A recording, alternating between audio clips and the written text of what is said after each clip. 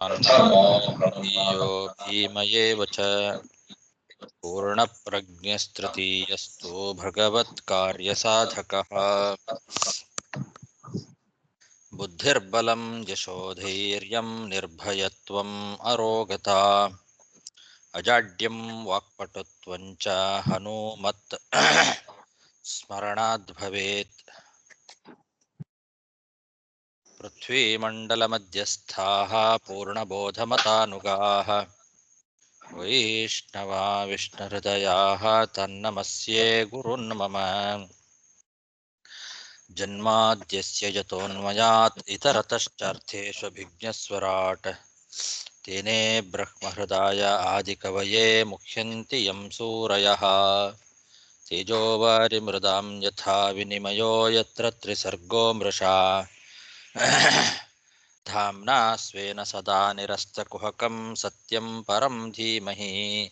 सृष्टिस्थित्यप्येहा नियतिदृशितमो बन्धमोक्षश्च यस्मात् अस्य श्रीब्रह्मरुद्रप्रभृतिसुरनरद्वीष शत्रुआत्मकस्य विष्णोर्व्यस्ताः समस्ताः सकलगुणनिधिः सर्वदोषव्यपेतः पूर्णानन्दो व्ययो यो गुरुरपि परमः चिन्तयेतं महान्तं यं प्रव्रजन्तमनुपेतमपेतकृत्यं द्वैपायनो विरहकातर आजुहाव पुत्रेति तन्मयतया तरवोऽपि नेदुः तं सर्वभूतहृदयं मुनिमानतोऽस्मि। श्रीगुरुभ्यो नमः। हरिः ओम्। ಶ್ರೀಮದ್ಭಾಗವತದ ಸಪ್ತಮ ಸ್ಕಂಧದ 12ನೇ ಅಧ್ಯಾಯದಲ್ಲಿ ಇವತ್ತು 11ನೇ ಶ್ಲೋಕ. ಶ್ರವಣಂ ಕೀರ್ತನಂ ಚಾಸ್ಯ ಸ್ಮರಣಂ ಮಹತಾಂ ಗತೇಃ ಸೇವೇಜ್ಯಾವನತಿ ಸಖ್ಯಂ ದಾಸ್ಯಮಾತ್ಮ ಸಮರ್ಪಣಂ. ನಾರದ ಮಹರ್ಷಿಗಳು ಧರ್ಮದ ಬಗ್ಗೆ ಬೋಧನೆ ಮಾಡ್ತಾ ಇದ್ದಾರೆ. ಸನಾತನ ಧರ್ಮ, ಅದರಲ್ಲಿ ಪ್ರಾರಂಭದಲ್ಲಿ ಎಲ್ಲರಿಗೂ ಸಾಧಾರಣವಾದ ಧರ್ಮಗಳನ್ನು ಹೇಳ್ತಾ ಬರ್ತಾ ಇದ್ದಾರೆ. ಧರ್ಮರಾಜನ ಪ್ರಾರ್ಥನೆ ಮೇರೆಗೆ ಸನಾತನ ಧರ್ಮ ಹೇಳ್ತಾ ಮೊದಲು ಹೇಳಿದ್ದು ಎಲ್ರಿಗೂ ಸಾಧಾರಣವಾದ ಧರ್ಮಗಳು ಅಂತ. ಅದನ್ನ ಸತ್ಯಂ ದಯಾ ತಪಶೌಚಂ ಅಂತೆಲ್ಲ ಹೇಳ್ತಾ ಬಂದರು. ಹಾಗೆ ಮುಂದುವರಿಸ್ತಾ ಶ್ರವಣಂ ಕೀರ್ತನಂ ಸ್ಮರಣಂ, ಗುರುಗಳು ಉಪದೇಶ ಮಾಡಿದಾಗ ಅದನ್ನ ಶ್ರವಣ ಮಾಡಬೇಕು. ಭಗವಂತನ ಮಹಿಮೆಗಳನ್ನ ಶ್ರವಣ ಮಾಡಬಹುದು. ಗುರುಗಳ ಉಪದೇಶವನ್ನ ಶ್ರವಣ ಮಾಡೋದು. ಆಮೇಲೆ ಕೀರ್ತನೆ, ಭಗವಂತನ ನಾಮ ಸಂಕೀರ್ತನೆಯನ್ನ ಮಾಡಬೇಕು. ಸ್ಮರಣೆ, ಆ ಭಗವಂತನ ಸ್ಮರಣೆ ಮಾಡ್ತಾ ಇರಬೇಕು. ಮಹತಾಂ ಗತೇಹೆ, ಸೇವಾ, ಮಹಾತ್ಮರ ಸೇವೆಯನ್ನ ಮಾಡಬೇಕು. ಆಮೇಲೆ ಅರ್ಚನ, ಇಜ್ಜಾ ಅಂತಂದ್ರೆ ಅರ್ಚನೆ, ಪೂಜೆ. ಪೂಜ್ಯ ವ್ಯಕ್ತಿಗಳೇನಿದ್ದಾರೆ ಅವರಲ್ಲಿ ಯಾವಾಗಲೂ ವಿನೀತರಾಗಿರಬೇಕು. ಅವನತಿಹಿ ಅಂದ್ರೆ ವಿನಯ. ವಿನಯ ಅಂತನ್ನೋದು ಅದು ಒಂದು ದೊಡ್ಡ ಗುಣ. ಅವನತಿ, ವಿನೀತರಾಗಿರಬೇಕು.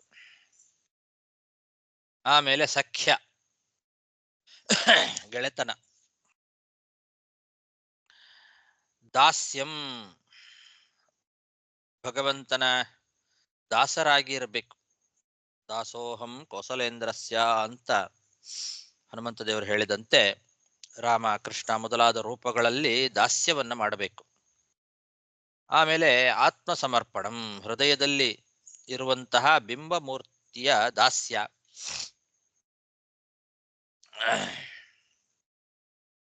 ಆತ್ಮ ಸಮರ್ಪಣ, ಆ ಅಂತರ್ಯಾಮಿ ಭಗವದ್ ರೂಪ ಏನಿದೆ ಆ ಭಗವದ್ ರೂಪದ ದಾಸ ಅಂತ ತಿಳ್ಕೊಳ್ಬೇಕು. ಹಿಂದೆ ದಾಸ್ಯಂ ಅಂದ್ರೆ ರಾಮ ಕೃಷ್ಣ ಮೊದಲಾದ ಭಗವಂತನ ರೂಪಗಳ ದಾಸ ನಾನು ಅಂತ ತಿಳ್ಕೊಳ್ಳೋದು. ಇದು ಹೊರಗೆ ಇರುವಂತಹ ರೂಪಗಳಾಯ್ತು. ಆತ್ಮ ಸಮರ್ಪಣ ಅಂತಂದ್ರೆ ಆತ್ಮ ಅಂದ್ರೆ ಒಳಗೆ ಇರೋದು, ಅಂತರ್ಯಾಮಿಯಾದ ಭಗವದ್ ರೂಪಗಳು. ಆ ಭಗವದ್ ರೂಪಗಳ ದಾಸ ನಾನು ಅಂತ ಹೀಗೆ ತಿಳ್ಕೊಳ್ಬೇಕು. ಇದು ಆತ್ಮ ಸಮರ್ಪಣಕ್ಕೂ ದಾಸ್ಯಕ್ಕೂ ಇರ್ತಕ್ಕಂತಹ ಒಂದು ವ್ಯತ್ಯಾಸ. ಹಿಂದೆ ಪ್ರಹ್ಲಾದ ಹಿರಣ್ಯಕಶಿಪುವಿನ ಮುಂದೆ ನವವಿಧವಾದ ಭಕ್ತಿಯ ಬಗ್ಗೆ ಹೇಳುತ್ತಾನೆ. ಅಲ್ಲಿ ಇದೇ ಮಾತು ಬರ್ತದೆ: ಶ್ರವಣಂ ಕೀರ್ತನಂ ವಿಷ್ಣೋ ಸ್ಮರಣಂ ಪಾದಸೇವನಂ ಅರ್ಚನಂ ವಂದನಂ ದಾಸ್ಯಂ ಸಖ್ಯಂ ಆತ್ಮನಿವೇದನಂ ಅಂತ ಅಲ್ಲಿಯೂ ಕೂಡ ಇದೇ ರೀತಿಯ ಮಾತು. ಸಖ್ಯಂ ಆತ್ಮನಿವೇದನಂ ಅಂತ ಅಲ್ಲೂ ಹೇಳುವಾಗ ಅದೇ ರೀತಿ ಹೇಳಿದ್ದಾರೆ. ಇಲ್ಲಿಯೂ ಕೂಡ ನಾರದರು ಅದೇ ನವವಿಧವಾದ ಭಕ್ತಿಯನ್ನ ಹೇಳುತ್ತಾ ದಾಸ್ಯಂ ಆತ್ಮ ಸಮರ್ಪಣಂ ಅಂತ ಹೇಳಿದ್ದಾರೆ. ಅಲ್ಲಿ ಸಖ್ಯಂ ಆತ್ಮನಿವೇದನಂ ಅಂತಿದ್ರೆ ಇಲ್ಲಿ ದಾಸ್ಯಂ ಆತ್ಮ ಸಮರ್ಪಣಂ ಅಂತ ಹೇಳ್ತಾರೆ. ನಿವೇದನ ಅಂದ್ರೂ ಸಮರ್ಪಣ ಅಂತಂದ್ರು ಒಂದೇ. ತನ್ನನ್ನ ಪರಮಾತ್ಮನ ಅಧೀನ ಅಂತ ತಿಳಿಯೋದು ಅಂತ ಅಷ್ಟೇ ಅರ್ಥ. ಅದಕ್ಕೆ ನಿವೇದನ ಅಂದ್ರೂ ಅದೇ ಅರ್ಥ, ದಾಸ್ಯಂ ಅಂದ್ರೂ ಹಾಗೆ ಅರ್ಥ. ತನ್ನನ್ನ ತಾನು ಭಗವಂತನ ಅಧೀನ ಅಂತ ತಿಳ್ಕೊಳ್ಳೋದೇನಿದೆ ಇದನ್ನೇ ನಿವೇದನ. ಹಿಂದೆ ನಾವು ಇದರ ಬಗ್ಗೆ ವಿಚಾರ ಮಾಡುವಾಗ ನಿವೇದನದ ಬಗ್ಗೆ ಏನು ಅಂತ ಹೇಳುವಾಗ ಬ್ರಹ್ಮತರ್ಕದ ವಾಕ್ಯವನ್ನ ಉದಾಹರಣೆ ಮಾಡಿ ಅಲ್ಲಿ ಹೇಳಿತ್ತು. ಈಗ ಮಧ್ವಾಚಾರ್ಯರು ತಂತ್ರಮಾಲಾ ಅಂತನ್ನೋ ಗ್ರಂಥವನ್ನ ಉದಾಹರಣೆ ಮಾಡ್ತಾ ಇದ್ದಾರೆ. ಬ್ರಹ್ಮತರ್ಕದಲ್ಲಿ ದಾಸ್ಯ ಅಂದ್ರೆ ಏನು ಅಂತ ಹೇಳಿಲ್ಲ. ಅಂತರ್ಯಾಮಿಯ ದಾಸ್ಯವೇ ಆತ್ಮನಿವೇದನ ಅಂತ ಇಲ್ಲಿ ಹೇಳಿದ್ದಾರೆ ತಂತ್ರಮಾಲಾದಲ್ಲಿ. ಆವಾಗ ಹೀಗಿಟ್ಟುಕೊಳ್ಬೇಕು: ಬಾಹ್ಯವಾದ ರಾಮ ಕೃಷ್ಣ ಮೊದಲಾದ ರೂಪಗಳ ದಾಸ್ಯವನ್ನೇ ದಾಸ್ಯ ಅಂತನ್ನೋ ಪದದಿಂದ ವಿವಕ್ಷೆ ಮಾಡಬೇಕು. ಆತ್ಮ ಸಮರ್ಪಣ ಅಂತಂದ್ರೆ ಅಂತರ್ಯಾಮಿಯಾದ ಭಗವಂತನ ರೂಪ ಏನಿದೆ ಅದಕ್ಕೆ ನಾನು ದಾಸ ಅಂತ ತಿಳ್ಕೊಳ್ಳೋದು. ಹೀಗೆ ನಾವು ಊಹೆ ಮಾಡಬೇಕು. ಅಲ್ಲಿ ಊಹೆ ಮಾಡಬೇಕಾಗಿತ್ತು. ಇಲ್ಲಿ ಸ್ಪಷ್ಟವಾಗೇ ಇದೆ, ತಂತ್ರಮಾಲಾ ಗ್ರಂಥದಲ್ಲಿ ಸ್ಪಷ್ಟವಾಗಿ ಬಾಹ್ಯ ರೂಪದ ದಾಸ್ಯವೇ ದಾಸ್ಯ ಪದದಿಂದ ವಿವಕ್ಷಿತ ಅಂತ ಹೇಳಿದ್ದಾರೆ. ಅದಕ್ಕೆ ಆ ವಾಕ್ಯವನ್ನ ಮಧ್ವಾಚಾರ್ಯ ಇಲ್ಲಿ ಉದಾಹರಿಸ್ತಾರೆ ನಮಗೆ. ಆದರೆ ಬೇರೆ ವ್ಯಾಖ್ಯಾನಕಾರರು ಈ ದಾಸ್ಯ ಅಂದ್ರು ಮತ್ತು ಆತ್ಮಸಮರ್ಪಣ ಅಂದ್ರು ಎರಡು ಒಂದೇ ಅಲ್ವಾ, ಇದಕ್ಕೆ ಏನು ವ್ಯತ್ಯಾಸ ಅನ್ನೋದನ್ನ ಹೇಳಲಿಕ್ಕೆ ಅವ್ರಿಗೆ ಯಾರಿಗೂ ಆಗಿಲ್ಲ. ಹೇಳಲಿಕ್ಕೆ ಪ್ರಯತ್ನ ಮಾಡಿದ್ದಾರೆ, ಆದರೆ ಸರಿಯಾಗಿ ಹೇಳಿಲ್ಲ. ದಾಸ್ಯಮತಿ ಪ್ರಹ್ವೀಭಾವೇನ ಅನುಕ್ಷಣಂ ವರ್ತನಂ ದಾಸ್ಯಂ ಅಂತ. ಅತಿ ಪ್ರಹ್ವೀಭಾವೇನ ಅನುಕ್ಷಣಂ ವರ್ತನಂ ದಾಸ್ಯಂ ಆತ್ಮಸಮರ್ಪಣಂ ಸ್ವಾತ್ಮನಃ ತದನುಬಂಧಿನಶ್ಚ ತದಾಯತ್ತ ಸತ್ತಾದಿಮತ್ವಾನುಸಂಧಾನಂ ಅಂತ ಇದು ಭಗವತ್ ಪ್ರಸಾದ ವ್ಯಾಖ್ಯಾನದಲ್ಲಿ ಅವೆರಡಕ್ಕೂ ಭೇದವನ್ನು ತೋರಿಸಲಿಕ್ಕೆ ಪ್ರಯತ್ನ ಮಾಡಿದ್ದಾರೆ. ಅಂದ್ರೆ ದಾಸ್ಯ ಅಂದ್ರೆ ಪ್ರತಿಕ್ಷಣ ವಿನಯದಿಂದ ಬಾಕೊಂಡಿರೋದು, ಇದು ದಾಸ್ಯ. ಆತ್ಮಸಮರ್ಪಣ ಅಂದ್ರೆ ತನಗೂ ತನ್ನ ಸಂಬಂಧಿಗಳಿಗೂ ಅಸ್ತಿತ್ವ ಏನಿದೆ ಇದು ಭಗವಂತನಿಂದ ಅಂತ ತಿಳ್ಕೊಳ್ಳೋದು ಅಂತ ಈ ರೀತಿ ವ್ಯತ್ಯಾಸವನ್ನ ಅವರು ತೋರಿಸಿದ್ದಾರೆ.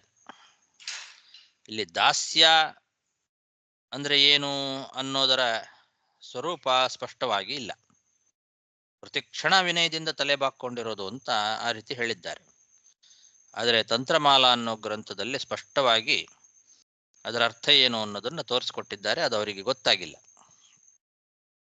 ಅನಾದ್ಯನಂತ ಕಾಲೇಶು ಮುಕ್ತೌ ಸಂಸಾರ ಏವಚ ಮಯಿಸ್ಥಶ್ಚೋದಯತ್ಯೇಕೋ ವಿಷ್ಣುರ್ಮಾಂ ಸರ್ವದೈವತು ಇತಿ ಸಂಪ್ರೀತಿಕಂ ಜ್ಞಾನಂ ವಿದ್ಯಾದಾತ್ಮಸಮರ್ಪಣಂ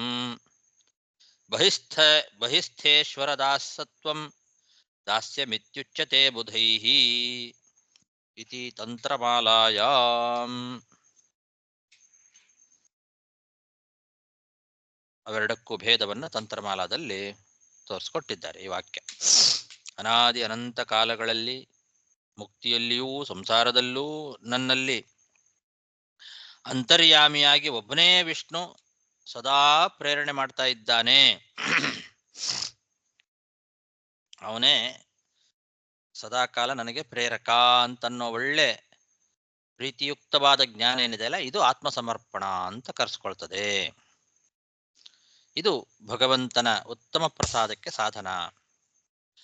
ಇನ್ನು ದಾಸ್ಯ ಅಂದ್ರೆ ಹೊರಗೆ ಇರುವ ರಾಮ ಕೃಷ್ಣ ಮೊದಲಾದ ರೂಪಗಳ ದಾಸ್ಯ ಅಂತ ಈ ರೀತಿ ಜ್ಞಾನಿಗಳು ಹೇಳ್ತಾರೆ ಅಂತ ತಂತ್ರಮಾಲಾ ಗ್ರಂಥದಲ್ಲಿ ಎರಡಕ್ಕೂ ಭೇದವನ್ನು ತೋರಿಸಿದ್ದಾರೆ. ಅದನ್ನು ಇಲ್ಲಿ ಆಚಾರ್ಯರು ನಮಗೆ ತಿಳಿಸಿಕೊಟ್ಟು ದೊಡ್ಡ ಉಪಕಾರವನ್ನು ಮಾಡಿದ್ದಾರೆ. ಹೀಗೆ ದಾಸ್ಯಂ ಅಂದ್ರೆ ರಾಮಕೃಷ್ಣಾದಿ ರೂಪಗಳಲ್ಲಿ ದಾಸ್ಯ, ಆತ್ಮಸಮರ್ಪಣಂ ಒಳಗಿರುವ ಅಂತರ್ಯಾಮಿ ರೂಪ ಬಿಂಬ ಮೂರ್ತಿ ಏನಿದೆ ಅದರ ದಾಸ್ಯ, ಇವೆಲ್ಲವೂ ಕೂಡ ಸಾಧಾರಣ ನಿಯಮಗಳಲ್ಲಿ ಸೇರಿರ್ತಕ್ಕಂಥದ್ದು. ಧರ್ಮದ ಸಾಮಾನ್ಯ ಧರ್ಮಗಳು ಎಲ್ರಿಗೂ ಇರಬೇಕಾದಂತಹ ಧರ್ಮಗಳು. ಶ್ರವಣಂ ಕೀರ್ತನಂ ಚಾಸ್ಯ ಸ್ಮರಣಂ ಮಹತಾಂ ಗತೇಃ ಸೇವೇಜ್ಯಾವನತಿ ಸಖ್ಯಂ ದಾಸ್ಯಂ ಆತ್ಮಸಮರ್ಪಣಂ ನೃಣಾಮಯಂ ಪರೋ ಧರ್ಮಃ ಸರ್ವೇಷಾಂ ಸಮುದಾಹೃತಃ ತ್ರಿಂಶಲ್ಲಕ್ಷಣ ಸಂಯುಕ್ತಃ ಸರ್ವಾತ್ಮ ಯೇನ ತುಷ್ಯತಿ. ಹೀಗೆ ಇದು ಎಲ್ಲರಲ್ಲಿ ಎಲ್ಲ ವರ್ಣದವರಿಗೂ ಎಲ್ಲ ಆಶ್ರಮದವರಿಗೂ ಇರ್ತಕ್ಕಂತಹ ಒಟ್ಟು 30 ಸಾಮಾನ್ಯ ಧರ್ಮಗಳು ಅಂತ ಹೇಳ್ತಾ ಇದ್ದಾರೆ. ತ್ರಿಂಶಲ್ಲಕ್ಷಣ ಸಂಯುಕ್ತ ಇದುವರೆಗೂ ಹೇಳಿದ್ದು ಸತ್ಯಂ ದಯಾ ಅಂತ ಅಲ್ಲಿಂದ ಹೇಳ್ಕೊಂಡು ಇಲ್ಲಿವರೆಗೆ ಒಟ್ಟು 30 ಧರ್ಮಗಳ ಹೇಳಿದ್ದಾರೆ. ಈ 30 ಧರ್ಮಗಳು ಕೂಡ ಎಲ್ಲರಿಗೂ ಇರಬೇಕಾದಂತಹ ಸಾಮಾನ್ಯ ಧರ್ಮಗಳು, ಎಲ್ಲ ವರ್ಣದವರಿಗೂ ಎಲ್ಲ ಆಶ್ರಮದವರಿಗೂ ಇರಬೇಕಾದಂತಹ ಸಾಮಾನ್ಯ ಧರ್ಮ ಅಂತ ಕರೆಸ್ಕೊಂಡಿದ್ದಾವೆ. ಇದರ ಅನುಷ್ಠಾನದಿಂದ ಸರ್ವಾತ್ಮ ತುಷ್ಯತಿ, ಸರ್ವೇಶ್ವರನಾದಂತಹ ಭಗವಂತ ಸಂತುಷ್ಟನಾಗ್ತಾನೆ. ನೃಣಾಮಯಂ ಪರೋ ಧರ್ಮಃ ಸರ್ವೇಷಾಂ ಸಮುದಾಹೃತಃ ತ್ರಿಂಶಲ್ಲಕ್ಷಣ ಸಂಯುಕ್ತಃ ಸರ್ವಾತ್ಮ ಯೇನ ತುಷ್ಯತಿ. ಸಂಸ್ಕಾರಾ ಯದ್ಯ ವಿಚ್ಛಿನ್ನಾಃ ಸದ್ವಿಜೋ ವೈದಿಕಾದಯಃ ಇಜ್ಯಾಧ್ಯಯನ ದಾನಾನಿ ವಿಹಿತಾನಿ ದ್ವಿಜನ್ಮನಾಂ.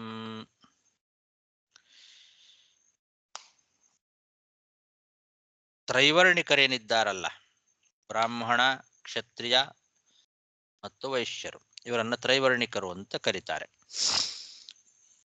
ದ್ವಿಜರಿಗೆ, ತ್ರೈವರ್ಣಿಕರಿಗೆ ಇರತಕ್ಕಂತಹ ಸಾಮಾನ್ಯ ಧರ್ಮಗಳು ಯಾವುದು ಅನ್ನೋದನ್ನು ಈಗ ಮುಂದೆ ಹೇಳ್ತಾ ಹೋಗ್ತಾರೆ. ಇದುವರೆಗೆ ಮನುಷ್ಯ ಸಾಧಾರಣವಾದ ಧರ್ಮ ಎಲ್ಲ 4 ವರ್ಣದವರಿಗೂ 4 ಆಶ್ರಮದವರಿಗೂ ಸಾಧಾರಣ ಧರ್ಮಗಳು 30 ಅಂತ ಹೇಳಾಯ್ತು.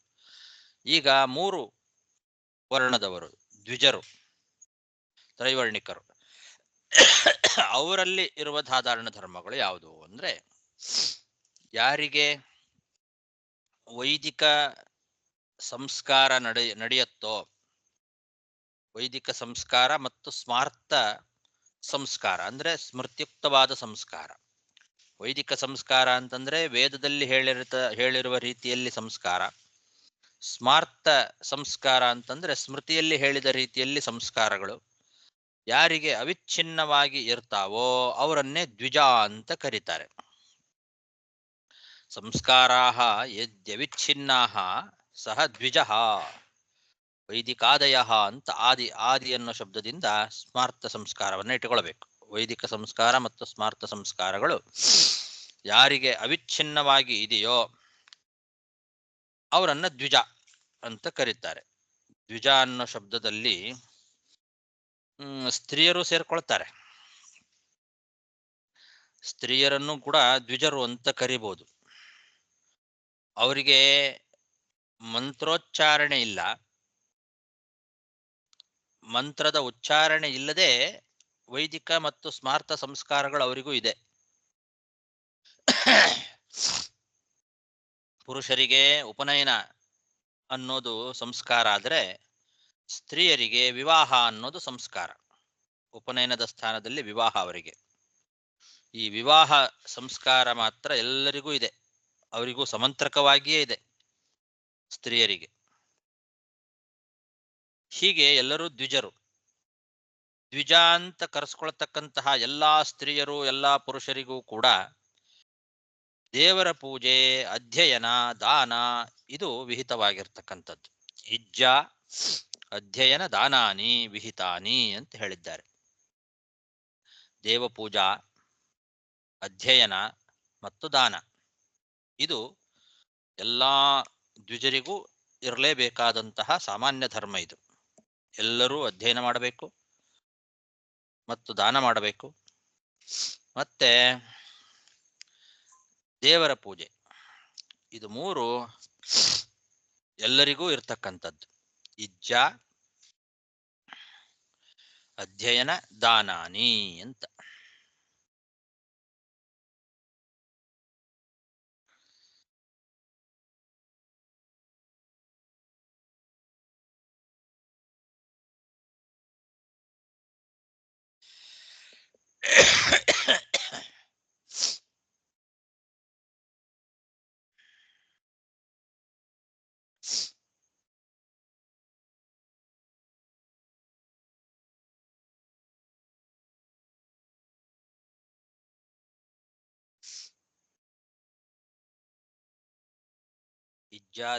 ಇಜ್ಜಾಧ್ಯಾಪನ ದಾನಾನಿ ವಿಪ್ರಸ್ಯ ಕ್ಷತ್ರಿಯಸ್ಯ ಚ ಅಂತ ಸ್ಮೃತಿ ವಾಕ್ಯ. ಬ್ರಹ್ಮ ಕ್ಷತ್ರಿಯ ವಿಟ್ ಶೂದ್ರಾಹ ವರ್ಣಾಹ ತು ಆದ್ಯ ತ್ರಯೋ ದ್ವಿಜಾಹ ಅಂತ ಈ ಮೂರು ವರ್ಣದವರನ್ನ ದ್ವಿಜರು ಅಂತ ಕರೀತಾರೆ. ಸಂಸ್ಕಾರಗಳ ಬಗ್ಗೆ ಹೇಳುವಾಗ ವೈದಿಕ ಮತ್ತು ಅವೈದಿಕವಾದ ಸಂಸ್ಕಾರಗಳೆರಡೂ ಇದ್ದಾವೆ. ನಿಷೇಕಾದ್ಯಾಹ ಸ್ಮಶಾನಾಂತಾಹ ತೇಷಾಂ ವೈ ಮಂತ್ರತಕ್ರಿಯಾಹ ಗರ್ಭಾಧಾನಮೃತೋ ಪುಂಸವನಂ ಚ ಸ್ಯಂದನಾತ್ ಪುರ ಷಷ್ಠೇಷ್ಟಮೇ ವಾ ಸೀಮಂತೋ ಮಾಸತೋ ಜಾತಕರ್ಮ ಚ ಅಹನಿ ಏಕಾದಶೇ ನಾಮ ಚತುರ್ಥೇ ಮಾಸೆ ನಿಷ್ಕ್ರಮಃ ಷಷ್ಠೇ ಅನ್ನಪ್ರಾಶನಂ ಮಾಸೆ ಚೂಡಾಕಾರ್ಯ ಯಥಾಕುಲಂ ಏವಮೇನಃ ಶಮಂ ಯಾತಿ ಬೀಜಗರ್ಭ ಸಮುದ್ಭವಂ ತೂಷ್ಣೀಮೇತಾಹ ಕ್ರಿಯಾಃ ಸ್ತ್ರೀಣಾಂ ವಿವಾಹಸ್ತು ಸಮಂತ್ರಕಃ. ಈ ಎಲ್ಲ ಕ್ರಿಯೆಗಳು ಸ್ತ್ರೀಯರಿಗೂ ಅಮಂತ್ರಕವಾಗಿದೆ, ವಿವಾಹ ಮಾತ್ರ ಸಮಂತ್ರಕವಾಗಿದೆ ಅಂತ ಇದೆಲ್ಲ ವಿಜಯಧ್ವಜ ತೀರ್ಥರು ಪ್ರಮಾಣಗಳನ್ನು ಕೊಟ್ಟು ಬರೆದಿದ್ದಾರೆ.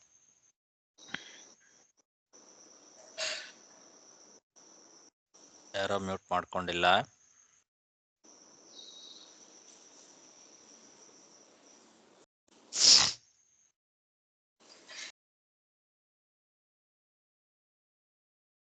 ಮುಂದೆ ಜನ್ಮ ಕರ್ಮಾವದಾತಾನಾಂ ಕ್ರಿಯಾಶ್ಚ ನಿಗಮೋದಿತಾಃ ಹೇಳಿ.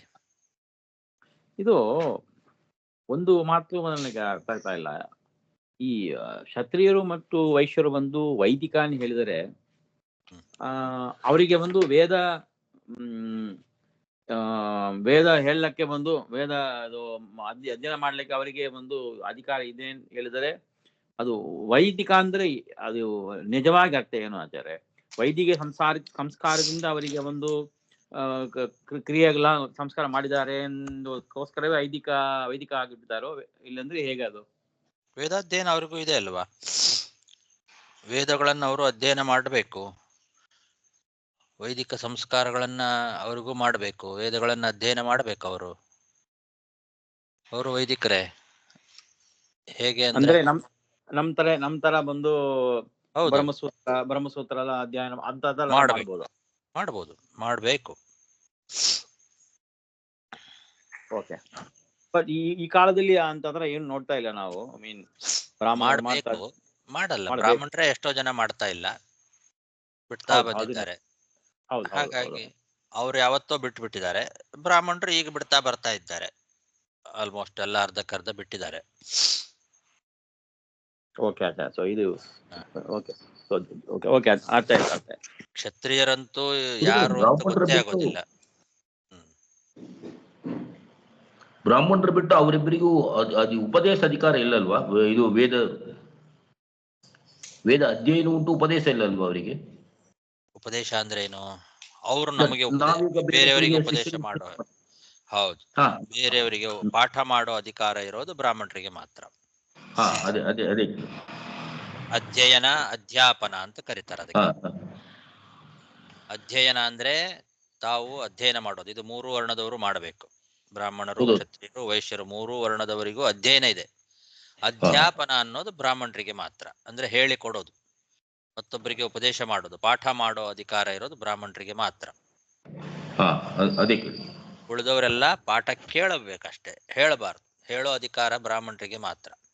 ನೀವು ವಿಶ್ವಾಸನೆ ಕೂಡ ನೋಡಿಲ್ಲ ಸರ್, ದಾನ ತಗೊಂಬದು ಕೂಡ ಬ್ರಾಹ್ಮರಿನ ಇದೆ, ದಾನ ತಗೊಂಬ ಒಂದು ರೈಟ್ 6 ಉಂಟು ಹೇಳಿರ್ಲ ನೀವು ಬ್ರಾಹ್ಮರಿಗೆ. ಷಟ್ಕರ್ಮಗಳಿದೆ, ಷಟ್ಕರ್ಮ ಅಂತ ಕರೀತಾರೆ ಬ್ರಾಹ್ಮಣರನ್ನ. ಅಧ್ಯಯನ ಅಧ್ಯಾಪನ, ಯಜನ ಯಾಜನ, ದಾನ ಪ್ರತಿಗ್ರಹಣ, ಇದು 6. ಈ 6 ಮಾಡೋ ಅಧಿಕಾರ ಇರೋದು ಬ್ರಾಹ್ಮಣರಿಗೆ ಮಾತ್ರ. ಅದಕ್ಕೆ ಷಟ್ಕರ್ಮಿಗಳು ಅಂತಾರೆ. ಉಳಿದವರಿಗೆ ದ್ವಿಜರಿಗೆ ಅಧ್ಯಯನ ಮತ್ತು ದಾನ ಮತ್ತು ಯಜನ, ಅವರು ಅಧ್ಯಯನ ಮಾಡಬೇಕು, ದಾನ ಮಾಡಬೇಕು, ದಾನ ತಗೊಳ್ಳಿಕ್ಕಿಲ್ಲ. ಆಮೇಲೆ ಯಜ್ಞವನ್ನ ಬ್ರಾಹ್ಮಣರ ಕೈಯಿಂದ ಮಾಡಿಸ್ಬೇಕು. ತಾವು ಯಜ್ಞ ಮಾಡೋ ಹಾಗಿಲ್ಲ, ತಾವೇ ಪುರೋಹಿತರಾಗಿ ಹೋಮ ಮಾಡೋ ಅಧಿಕಾರ ಬ್ರಾಹ್ಮಣರಿಗೆ ಬಿಟ್ಟರೆ ಬೇರೆ ಯಾರಿಗೂ ಇಲ್ಲ. ಬ್ರಾಹ್ಮಣನಿಗೆ ಮಾತ್ರ ಹೋಮವನ್ನ ಮಾಡುವ ಅಧಿಕಾರ. ಮತ್ತೊಬ್ಬರಿಗೋಸ್ಕರನೂ ಮಾಡಬಹುದು, ತನಗೋಸ್ಕರನೂ ತಾನು ಮಾಡಬಹುದು. 2 ಮಾಡೋ ಅಧಿಕಾರ ಮತ್ತು ಮಾಡಿಸೋ ಅಧಿಕಾರ 2 ಇದೆ. ತಾನು ಯಜ್ಞವನ್ನ ತಾನು ಮಾಡಬಹುದು, ಮತ್ತೊಬ್ಬರ ಕೈಯಿಂದಲೂ ಮಾಡಿಸ್ಬೋದು. ತನ್ನ ಮನೆಯಲ್ಲೇ ಏನಾದ್ರು ಕಾರ್ಯಕ್ರಮಗಳು ಇತ್ತು ಅಂದ್ರೆ ಮತ್ತೊಬ್ಬ ಯೋಗ್ಯ ವೈದಿಕರನ್ನ ಕರೆದು ಅವ್ರ ಮೂಲಕವಾಗಿ ತಾನು ಯಜ್ಞಗಳನ್ನ ಮಾಡಿಸ್ಬೋದು, ಮಾಡಿಸಿ ಅವರಿಗೆ ದಾನ ದಕ್ಷಿಣಾದಿಗಳನ್ನ ಕೊಡಬೇಕು. ಹೀಗೆ ದಾನವನ್ನ ಕೊಡೋ ಅಧಿಕಾರವೂ ಇದೆ, ದಾನವನ್ನ ತಗೊಳ್ಳೋ ಅಧಿಕಾರವೂ ಇದೆ. ಮತ್ತೊಬ್ಬರ ಮನೆಗೆ ಹೋಗಿ ತಾನು ಯಜ್ಞಯಾಗಗಳನ್ನ ಮಾಡಿಸಿ ದಾನವನ್ನ ತಗೊಳ್ಳೂಬಹುದು. ಇದು 2 ಅಧಿಕಾರ ಬ್ರಾಹ್ಮಣರಿಗಿದೆ, ಉಳಿದವರಿಗಿಲ್ಲ. ಉಳಿದವರಿಗೆ ಹೋಮ ಮಾಡಿಸ್ಲಿಕ್ಕೆ ಮಾತ್ರ ಅಧಿಕಾರ, ತಾವು ಮಾಡಲಿಕ್ಕೆ ಅಧಿಕಾರ ಇಲ್ಲ. ಹಾಗೆ ದಾನವನ್ನ ಕೊಡ್ಲಿಕ್ಕೆ ಮಾತ್ರ ಅಧಿಕಾರ, ತಗೊಳ್ಳಿಕ್ಕೆ ಅಧಿಕಾರ ಇಲ್ಲ. ಹಾಗೆ ಅಧ್ಯಯನವನ್ನ ಮಾಡಬಹುದು, ಆದ್ರೆ ಅಧ್ಯಾಪನ ಮಾಡ್ಲಿಕ್ಕಿಲ್ಲ, ಮತ್ತೊಬ್ಬರಿಗೆ ಉಪದೇಶ ಮಾಡ್ಲಿಕ್ಕಿಲ್ಲ. ಯಾರೂ ಮಾಡೋ ಅಧಿಕಾರ ಇರೋದು ಬ್ರಾಹ್ಮಣರಿಗೆ ಮಾತ್ರ. ಅಚ್ಚಾ, ಇನ್ನೂ ಒಂದೇ ಒಂದು ಪ್ರಶ್ನೆ ಆಚಾರ್ಯ, ಇಲ್ಲಿ ಎಸ್ಕೆ ಅವಿಚ್ಛಿನ್ನಾಸ ದ್ವಿಜಹಾನಿ ಹಾಕಿದ್ದಾರೆ. ಸಂಸ್ಕಾರ ಸೊ ಅಂದ್ರೆ ಅವಿಚ್ಛಿನ್ನವಾಗಿರ್ಬೇಕು, ಅವಿಚ್ಛಿನ್ನ ಇರಬೇಕು. ಏನೋ ಯಾವುದೇ ಒಂದು ಕಾರಣದಿಂದ ನಮಗೆ ಆಗತ್ತೆ, ಅದು ನಾವು ಸಂಸ್ಕಾರ ಎಲ್ಲ ಚೆಂದಾಗಿ ಮಾಡಿಲ್ಲ ಅಂದ್ರೆ ನಮ್ಮ ವರ್ಣ ಮತ್ತು ಜಾತಿ ಏನ್ ಗತಿ ಆಗತ್ತೆ?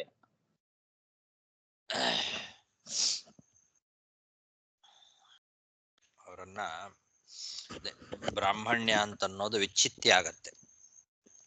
ಅದಕ್ಕೆ ಕೆಲವು ಹೇಳಿದ್ದಾರೆ, ಇದರಲ್ಲಿ ಈಗ ಮೈಲಿಗೆ ಬರುತ್ತೆ, 10 ದಿವಸ ಜಪ ಮಾಡೋ ಹಾಗಿಲ್ಲ, ದೇವರ ಪೂಜೆ ಮಾಡೋ ಹಾಗಿಲ್ಲ, ಆದರೂ ಕೂಡ ಅದಕ್ಕೆ ವಿಚ್ಛಿತ್ತಿ ಬರೋದಿಲ್ಲ.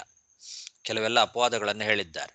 ಅನಿವಾರ್ಯ ಸಂದರ್ಭಗಳಲ್ಲಿ, ಅನಾರೋಗ್ಯದಲ್ಲಿ, ಆಮೇಲೆ ಈ ಥರ ಅಶೌಚದಲ್ಲಿ ಮೊದಲಾದ ಸಂದರ್ಭ ಬಿಟ್ಟು ಬೇರೆ ಸಂದರ್ಭಗಳಲ್ಲಿ ಮಾಡದೇ ಇದ್ರೆ ಆವಾಗ ಅವನಲ್ಲಿ ಬ್ರಾಹ್ಮಣ್ಯ ಹೋಗ್ತದೆ.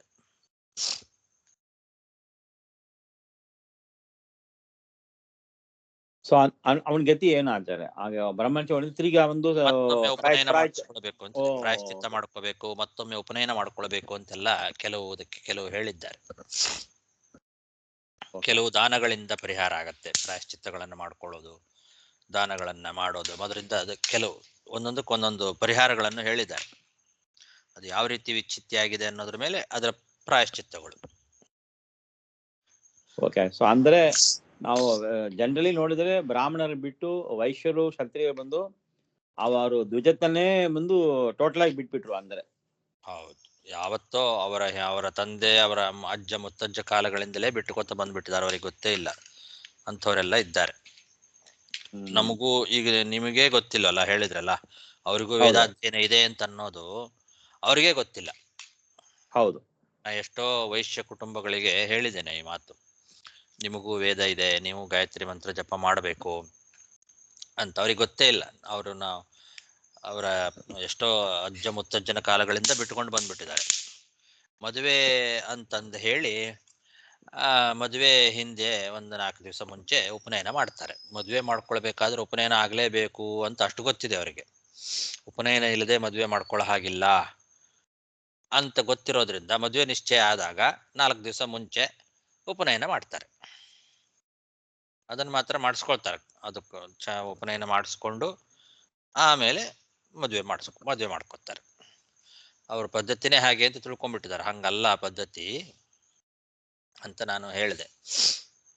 ಮದುವೆಗಿಂತ ಮುಂಚೆ ಸ್ವಲ್ಪ ದಿವಸ ಮುಂಚೆ ಉಪನಯನ ಅವರಿಗೆ.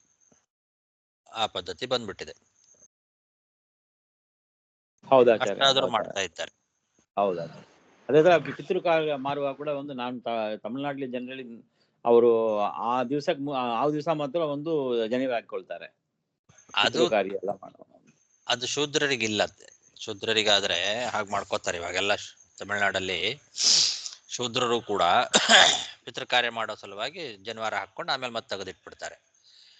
ವೈಶ್ಯರಿಗೆ ಕ್ಷತ್ರಿಯರಿಗೆ ಹೇಳಿದ್ದಾರೆ, ಶೂದ್ರರಿಗೆಲ್ಲ ಹೇಳಿಲ್ಲ. ಆ ಥರ ಸುಮ್ಮನೆ ತಕ್ಷಣ ಜನಿವಾರ ಹಾಕೊಳ್ಳೋದು, ಶ್ರಾದ್ದ ಮಾಡೋದು, ಶ್ರಾದ್ದ ಆದ್ಕೊಳ್ಳಿ ಜನಿವಾರ ಬಿಚ್ಚಿಟ್ಟು ತೆಗೆದು ಹೋಗ್ಬಿಡೋದು, ಇದು ಪದ್ಧತಿ ಅಲ್ಲ, ಇದು ಅವೈದಿಕ. ಅದು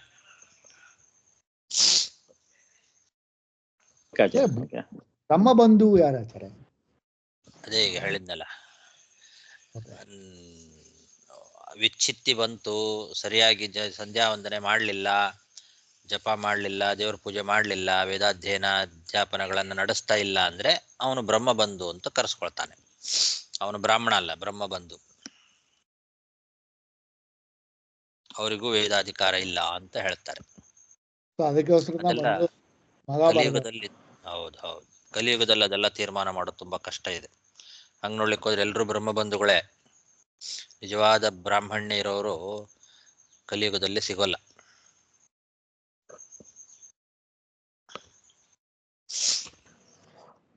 ಜನ್ಮಕರ್ಮಾವದಾತಾನಾಂ ಕ್ರಿಯಾಶ್ಚ ನಿಗಮೋದಿತಾಃ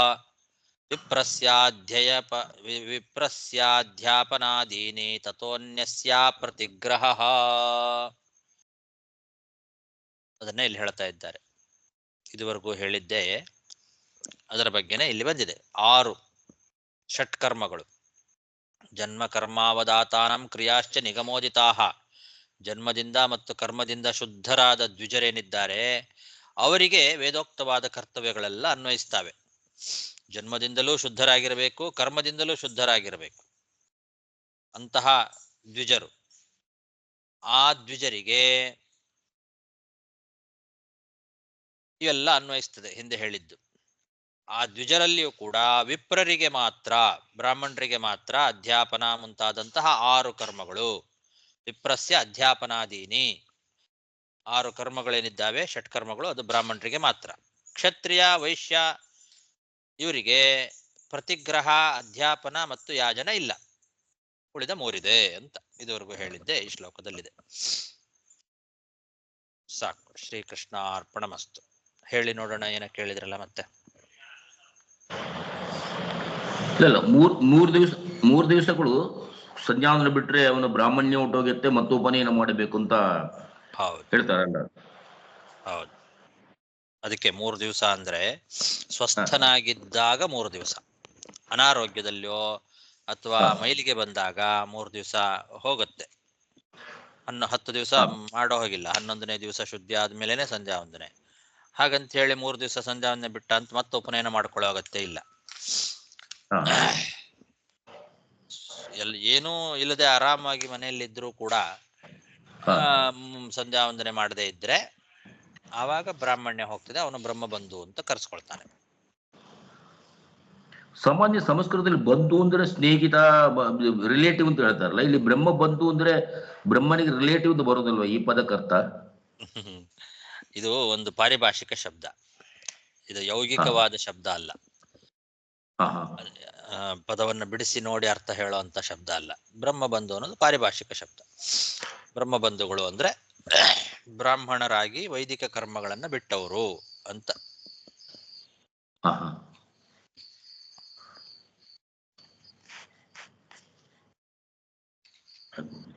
ನಮಸ್ಕಾರ ಗುರು. ಶ್ರೀಕೃಷ್ಣಾರ್ಪಣಮಸ್ತು. ನಮಸ್ಕಾರ ಸರ್. ಹರೇ ನಮಸ್ಕಾರ ಗುರುಗಳೇ. ಹರೇ ನಮಗಾಚಾರ್ಯ. ಹರೇ ನಮಃ ಆಚಾರ್ಯ. ನಮಸ್ಕಾರ.